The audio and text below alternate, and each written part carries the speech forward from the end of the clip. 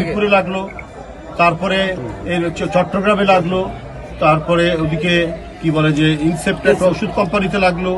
তারপরে ইয়েতে লেগেছে এই কি বলে যে আপনার লঞ্চে, এরপরে ভয়াবহ মানে কার্গো যেটা কার্গো ভিলেজ বিমানবন্দরে সেখানে যে ঘটনাটা ঘটল, এই পুনঃ হওয়াতে নিশ্চয়ই এটা জনমনে প্রশ্ন দেখা দিয়েছে। এটা একটা বড় ধরনের কোনো সিরিজ নাশকতা একটা ঘটনা ঘটতে পারে,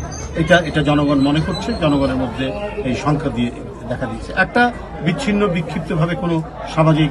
দুর্ঘটনা হতে পারে। হ্যাঁ, আমার বাসায় হঠাৎ করে কোনো একটা শর্ট সার্কিট থেকে আগুন দেয়, সেটা একটা ঘটনা। কিন্তু যখন মানে সিরিজ অফ ইনসিডেন্ট যখন হয়, তখন বুঝতে হবে এখানে কোনো কালো হাত কাজ করছে এবং বাংলাদেশকে অস্থিতিশীল করা এবং হাসিনাবিহীন বাংলাদেশ, এই বাংলাদেশ ঠিক মতো চলছে না, এটা আন্তর্জাতিকভাবে দেখানোর জন্য এটা দেশীয় এবং বিদেশি শক্তির হাত আছে। সরকারের যেটা উচিত হবে,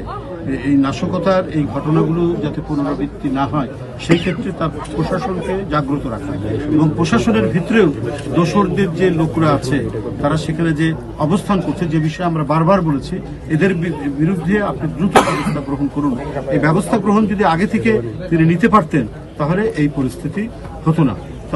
আমার বিশ্বাস যে এই ক্ষেত্রে অন্তর্বর্তীকালীন সরকার তারা তাদের সকল শক্তি এবং তারা তাদের সমস্ত একাগ্রতা দিয়ে যাতে কোনো ধরনের নাশকতার আর পুনরাবৃত্তি না হয় সেই প্রচেষ্টা করবেন এবং জুলাইয়ের অর্থাৎ ফেব্রুয়ারিতে কি বলে যে রমজানের আগে